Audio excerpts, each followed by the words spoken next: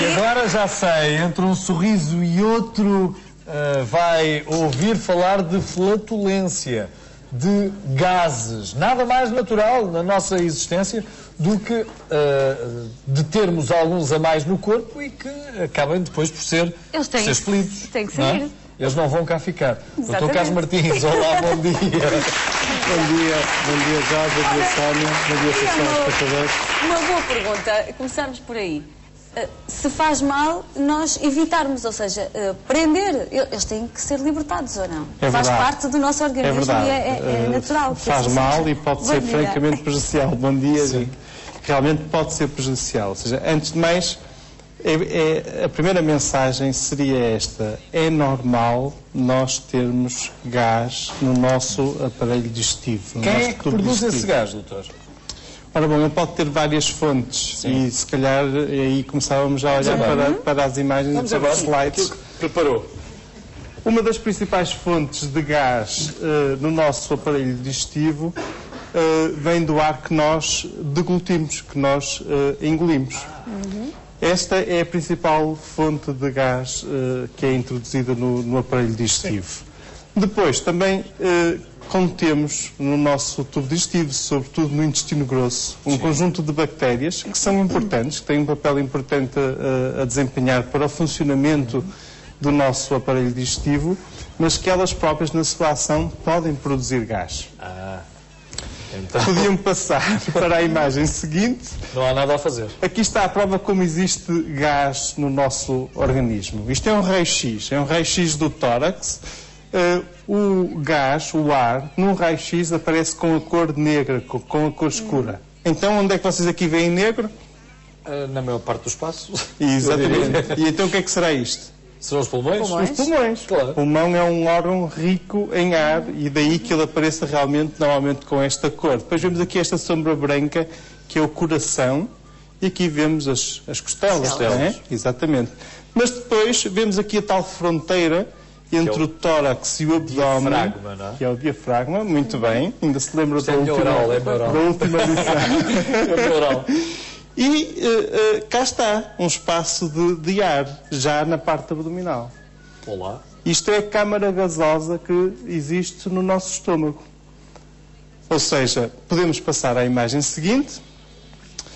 O nosso estômago tem aqui a tal curvazinha. Sim. E o ar que vamos deglutindo quando nos alimentamos vai-se acumulando aqui no estômago. E realmente aqui nesta câmara normalmente é onde ele se acumula de uma forma mais frequente pela própria configuração anatómica. Estes gases são mais leves e têm tendência para subir?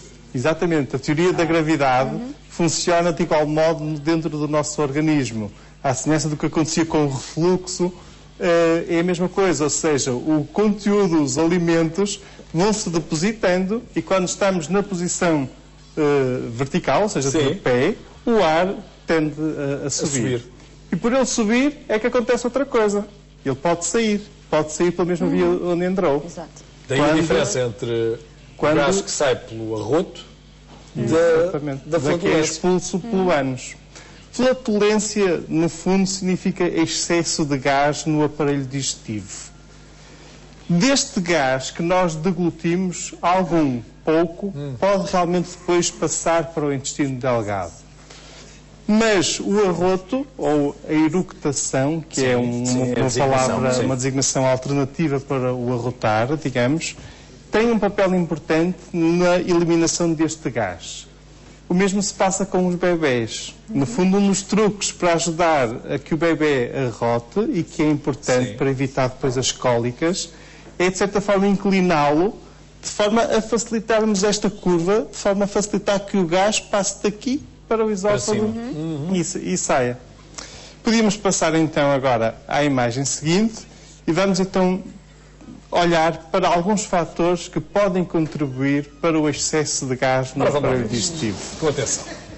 Antes de mais, muitos destes fatores estão associados ao nosso estilo de vida. Andamos sempre a correr, passamos muito tempo sentado, a trabalhar, somos sedentários e isso está relacionado com alguns destes fatores. Comer depressa. Quando se come depressa, deglute-se uma maior quantidade de ar. O consumo de pastilhas elásticas também favorece a deglutição de ar. Realmente a inatividade, o estarmos sentado, a atividade física, nem que seja a caminhar, a marcha, é importante para o bom funcionamento do tubo digestivo e tem um papel muito importante, de modo que a própria inatividade pode contribuir. Fumar também. E lá está, o stress, a ansiedade. Quando nós estamos mais ansiosos, até respiramos profundamente mais vezes e tudo isso contribui para também deglutirmos uma maior ingestão de ar. Mas há alimentos mais propícios para a produção desse gás, não é? É verdade. E isso tem a ver agora com a segunda parte. Podemos passar à imagem seguinte. Bom, o que nós tivemos a ver até agora foi a parte alta do aparelho digestivo. Depois do estômago, temos aqui o início do intestino delgado, que no fundo está todo ele aqui é o duodeno. Isto aqui, esta parte do lado direito é o fígado. E aqui por baixo do fígado temos a vesícula biliar. Realmente temos o intestino delgado e depois os alimentos vão sofrendo o seu processo de digestão, primeiro no estômago, depois no delgado e finalmente atingem o intestino grosso, também designado por cólon. Ora bom, existem alguns alimentos que têm um processo de digestão que é de certa forma incompleto no estômago e no intestino delgado. E quando atingem o cólon, esse processo de digestão é completado pela ação das tais bactérias que aqui existem e que têm um papel importante. Esses alimentos, por exemplo, alguns vegetais, têm essa questão. E realmente o que é que acontece? O processo dessa... Sabias? Exatamente, couve-flor, as couves, eu já vou dar alguns exemplos concretos. O que é que acontece? Esse processo de digestão pelas bactérias é uma autêntica fermentação. E aí, se as pessoas quiserem ter uma imagem, por exemplo, quando veem o vinho a fermentar, veem que ele produz gás. Até se puser uma tampa precocemente numa garrafa, ela até pode estourar, não é? Claro. É isso que acontece no nosso intestino, ou seja, as bactérias estão a fermentar, no fundo, esses hidratos de carbono mal digeridos, estão a ser fermentados e aí realmente vai-se produzindo gás. Esse gás tem que ser expelido e é importante que o faça e é normal. Só que, por vezes, em algumas pessoas pode provocar desconforto. Esse desconforto pode, por exemplo, haver acumulação aqui no sítio dos ângulos do cólon, do intestino grosso. Outras vezes também aqui na região realmente mais média do abdômen, em que as pessoas dizem que sentem a barriga inchada, a sensação de barriga inchada. Podíamos passar então agora... Designa-se por cólon irritável, é conhecido pelo cólon irritável. É uma das situações que pode estar associada ao desconforto relacionado com a flatulência. Muito bem. Pode ser simplesmente flatulência, pode haver a situação do síndrome de cólon irritável, pode haver uma situação que se designa por intolerância à lactose e que são quadros de certa forma semelhantes. Ora, os alimentos em causa... Exatamente. Sobretudo o feijão, o repolho, os brócolos, as fibras, algumas fibras também podem provocar flatulência. E lá está a inatividade. A atividade física é muito importante para todo este processo. Ora, para que os gases se libertem. É fácil compreenderem que, em algumas situações, por exemplo, no cólon irritável, por vezes existe alternância entre diarreia e obstipação. O desconforto é grande para as pessoas sentem cólicas abdominais, dores, mal-estar. Por exemplo, se estiverem obstipadas, nós médicos aconselhamos a investir nas verduras, nas fibras. Mas depois é um bocadinho complicado, porque as próprias fibras depois podem contribuir para a acumulação de gás. Nós realmente não existe uma regra matemática, uma regra fixa. Normalmente a solução passa por analisar caso a caso e até passa mais pela própria pessoa ir conhecendo o seu próprio corpo. A reação do corpo. Podíamos passar à imagem seguinte. Cá está, as tais situações de que falávamos. O síndrome de cólon irritável é uma situação em que realmente a pessoa pode ter dores, cólicas, alternância entre diarreia e obstipação com bastante desconforto e também com flatulência.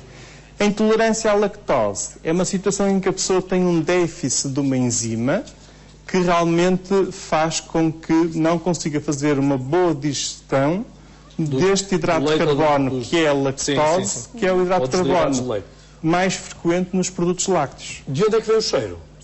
O cheiro vem sobretudo do enxofre. A imagem que eu vos posso dar é esta, ou seja, existem vários produtos químicos que podem estar contidos no gás que nós expelimos e que expelimos pelo ânus,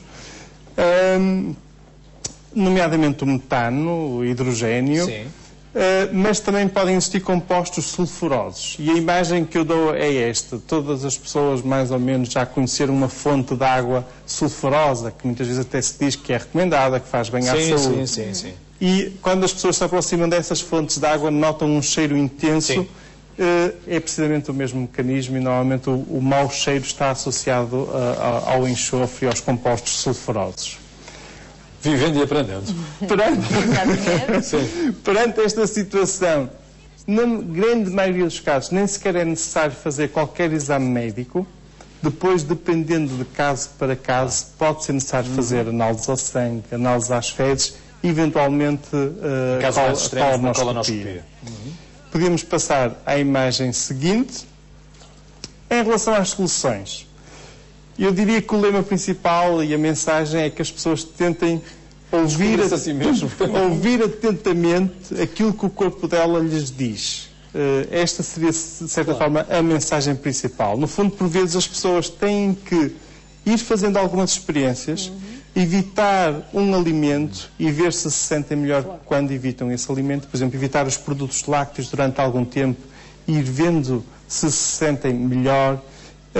Evitar algumas verduras, algumas couves. Nem sempre toda a gente reage a todos os produtos lácteos. Exatamente. Há uns onde há uma reação diferente de outros. Não? É verdade. E as pessoas têm que ir fazendo essa experiência. Para não evitar os produtos lácteos, porque de repente podem pensar que todos eles devem ser evitados. Sim. É? Há reações diferentes. Há reações diferentes e por vezes é preciso ir experimentando alimento a alimento para tentar realmente a pessoa descobrir como se sente melhor. Um deles conjugado com o outro alimento é que podem dar esse resultado, não é? Também pode ocorrer. Às vezes as pessoas dizem, eu já comi este alimento e senti-me bem, mas depois num outro contexto, numa outra refeição, já podem ter reação e sentir-se mal.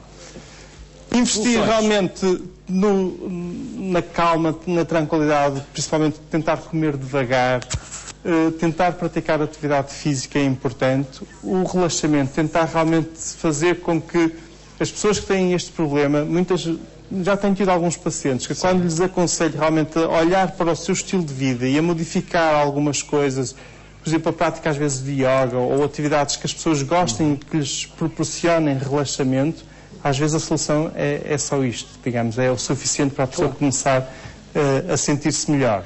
A toma de medicamentos? Existem alguns que ajudam realmente, contudo, também aqui não existe uma solução fixa e matemática. Há medicamentos que resultam muito bem em algumas pessoas, mas que noutras nós damos o mesmo medicamento com a mesma recomendação e realmente já não tem o mesmo efeito. Não há contraindicação para doces? Não, doces propriamente não. É óbvio que convém ter não é o consumo porque os doces contêm muitas calorias e podem fazer outro problema. Quer uma bola de Berlim, doutor? Não posso dizer isso em público. Mas gosta, ao menos? De vez em quando. Pronto, arranjamos-lhe uma também. A esta hora eu acho que já existem bolas de Berlim.